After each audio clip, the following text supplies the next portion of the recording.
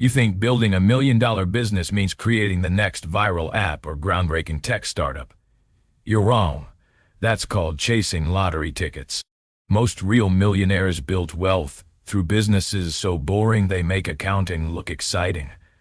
47 of millionaires in one major study built their wealth through owning a business. But here's the part nobody talks about. Most of those businesses are not tech unicorns or innovative brands.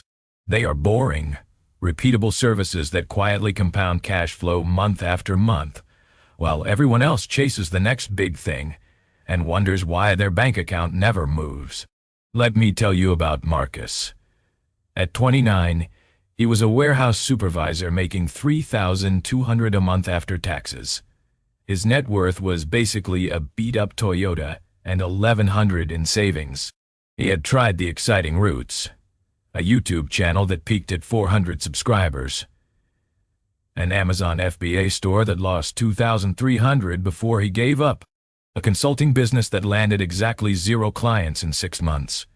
Every attempt had the same pattern: big promises, complicated systems, unpredictable income, no cash landing in his account every single month like clockwork. One Saturday morning, Marcus was scrolling Reddit and stumbled across a thread about The Millionaire Next Door by Thomas Stanley.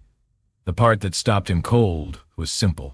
Most real millionaires don't run sexy businesses. They run what the authors called dull, normal businesses. Over the next year, Marcus went down a rabbit hole. 6 business types kept showing up again and again in every breakdown of high success rate ventures. Here's where his journey really starts and where yours might too. The first boring business is laundromats. You know those places you drive past and never think about. The success rate for established laundromats in stable neighborhoods sits around 95 according to industry data. Here's why. People always need clean clothes. Recession or boom, laundry happens. You're not selling wants. You're selling a weekly necessity. Marcus found a small laundromat in a working-class neighborhood listed for $175,000. The owner was retiring and the book showed $3,800 net profit per month, after all expenses including loan payments, maintenance, utilities.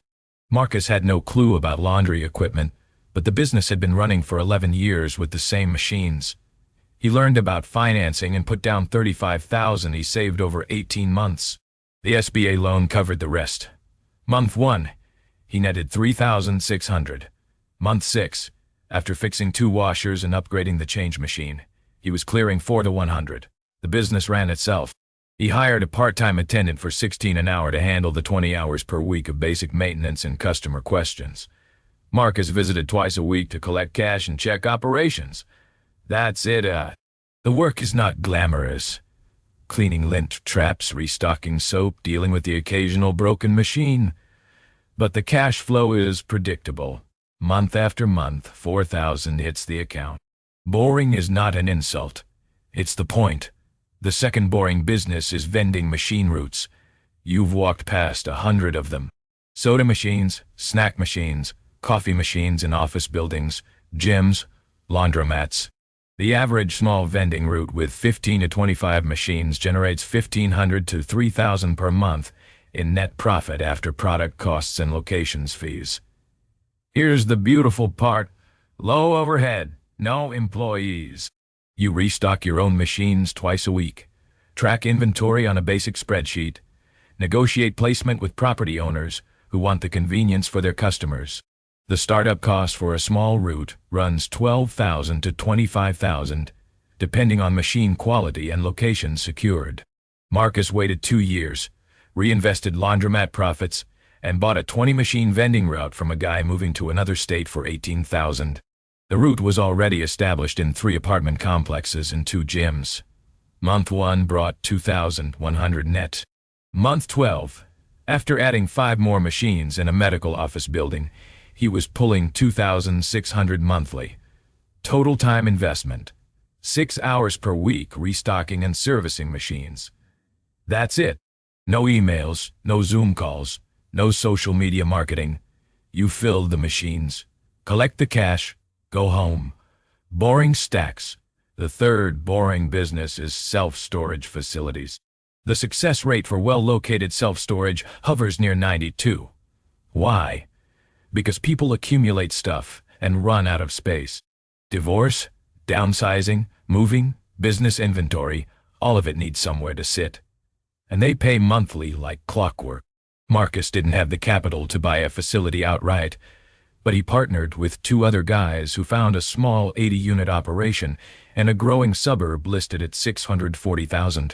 They put together $160,000 down payment, split 3 ways. Each partner contributed $53,000. The facility was 70 occupied when they bought it, generating $8,400 per month gross. After mortgage, insurance, basic maintenance, and a part-time manager, net profit was around $3,200 monthly.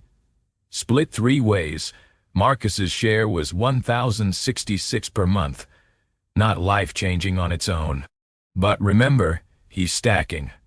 Laundromat 4 to 100, vending route 2,600, storage share 1,066. That's $7,766 per month in combined cash flow from 3 boring businesses. The fourth boring business is car washes. Specifically, self-service car washes where customers do the work themselves. The average small self-service car wash with 6 to 8 bays generates $4,000 to $7,000 net profit per month, depending on location and traffic volume. You're not washing cars. You're renting equipment and space by the minute. Startup costs are higher. Buying an existing car wash runs $250,000 to $500,000 depending on size and condition. But the model works because it's mostly automated. Customers swipe a card or insert cash, spray their car, leave. You maintain equipment, keep the bays clean, handle occasional repairs. Boring, predictable, profitable. Marcus passed on this one because capital requirements were beyond his reach at the time. But it's on his radar as the next move once his other businesses generate enough retained earnings to fund a down payment. The fifth boring business is mobile pressure washing services. This is different from the others because it's service-based, not asset-based, but the success rate for competent operators is around 85 because the barrier to entry is low and demand is consistent. Homeowners need driveways, decks, siding, fences cleaned. Businesses need parking lots, building exteriors, dumpster pads cleaned. You buy a commercial-grade pressure washer for $3,000 to $6,000, a trailer for $1,500, some basic chemicals, print flyers, join local Facebook groups, knock on doors. Charge $200 to $400 per residential job depending on size. Charge $400 to $1,200 per commercial job.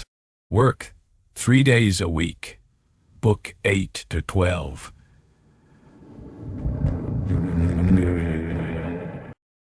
Jobs per week. Clear $3,000 per month after expenses. Marcus hired a guy to run a small pressure washing operation under his LLC. He provided the equipment and initial client base from local real estate investors who needed rental properties cleaned between tenants. The operator kept 60 of revenue. Marcus kept 40 for providing equipment and leads. Marcus's cut averaged $1,400 per month. Another boring stack. The sixth boring business is HVAC maintenance contracts. Not installing new systems that requires licensing and technical expertise most people don't have, but maintaining existing systems through scheduled filter changes, basic inspections, and minor repairs is a simpler model. You partner with a licensed HVAC tech who handles the work. You handle the marketing and client acquisition, split the profit. The model works because every home and business with heating or cooling needs regular maintenance. You sell annual contracts. $300 to $600 per year for residential. $1,200 to $3,000 per year for small commercial. 2 maintenance visits per year plus priority service if something breaks. Customers pay up front or monthly. You schedule the work, the tech does the work. You both get paid. Boring, recurring, reliable. Marcus tested this model by partnering with a semi-retired HVAC guy who wanted steady income without the hassle of running a business. They signed up 50 residential contracts in the first year at an average of 400 per contract. That's 20,000 gross. After paying the tech his share and covering minor overhead, Marcus cleared 8,000 for the year.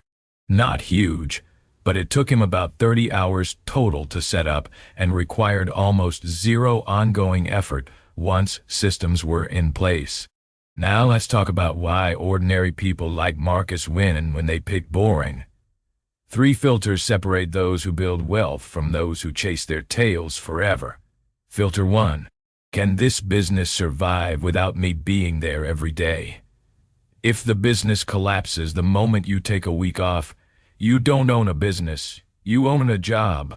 Boring businesses win here because they're systems-based, not personality-based. Laundromats don't need you to be charismatic. Vending machines don't care about your personal brand. The business runs because the model works, not because you're special. Filter 2. Is the demand predictable and recurring? One-time sales are hard. Convincing someone to buy once is painful. Convincing them to buy monthly forever is wealth. Boring businesses win because they solve recurring problems. Laundry happens every week. Storage renters stay for months or years. HVAC systems need maintenance twice a year. You're not hunting new customers constantly. You're collecting recurring revenue from the same base. Filter 3. Can you stack this with other boring businesses? Exciting businesses demand all your attention. You can't run a hot new restaurant and a trendy clothing brand at the same time. Both require constant creative energy and decision-making. Boring businesses stack because they're predictable and systemized. Marcus runs a laundromat, a vending route, a storage partnership, and an HVAC contract service simultaneously because none of them require his constant presence. He checks in, he collects, he moves on. Let me show you what stacking looks like in real numbers. At 29, Marcus's net worth was maybe 4,000. By 35, after 6 years of boring moves, the picture looked different. He still drove a practical car. He still lived in a modest house.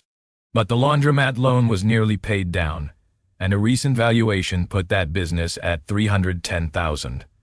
His share of the storage facility after debt was worth about 95,000, and the vending route, sold at a common multiple of annual earnings, could fetch around 70,000. Add in retained earnings he mostly dumped into index funds and real estate, and his net worth crossed 850,000 at 35 years old. No viral moment, no press coverage, no TED Talk. Just slow, steady, compounding growth from businesses people drive past every day without noticing. That's the secret. Boring compounds while exciting burns out. So what does this mean for you? Stop underestimating small, predictable cash flow. $2,000 a month from a vending route doesn't change your life overnight, but it changes your direction. Stack 3 of those and suddenly you're clearing $6,000 monthly from businesses that run while you sleep. That's $72,000 per year in cash flow that doesn't depend on your boss, your clients, or the economy loving your innovative idea. Here's your action plan. Pick one category from the 6. Laundromats, vending, storage, car washes, pressure washing, HVAC contracts. Spend 30 days researching. Find 5 businesses for sale in that category. Note which ones look neglected or underperforming. Those are your opportunities. A boring business run poorly is a disaster. A boring business run competently is a cash machine. Run the 3 filters. Does it survive without you? Is demand recurring? Can you stack it later? If the answer is yes to all 3, you found your first move. Save your down payment. 6 months, 12 months, 18 months, whatever it takes. Then buy boring. The world will keep celebrating the flashy entrepreneurs, the disruptors, the innovators. Let them. While they're chasing valuations and venture capital, you'll be collecting 4,000 from a laundromat, 2,600 from vending machines, and 1,066 from a storage partnership. Boring wins. Boring stacks.